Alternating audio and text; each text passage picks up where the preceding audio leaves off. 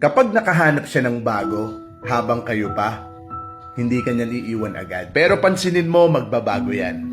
Mag-iiba ang pakikitungo niya sa'yo. Mag-iiba ang pagmamahal niya sa'yo. Hanggang sa dumating sa punto na magsawa ka at ikaw na lang ang bumitaw. Tapos sa mata ng mga tao, siya na ngayon yung magmumukhang biktima at ikaw na yung kontrabida. Totoo yan.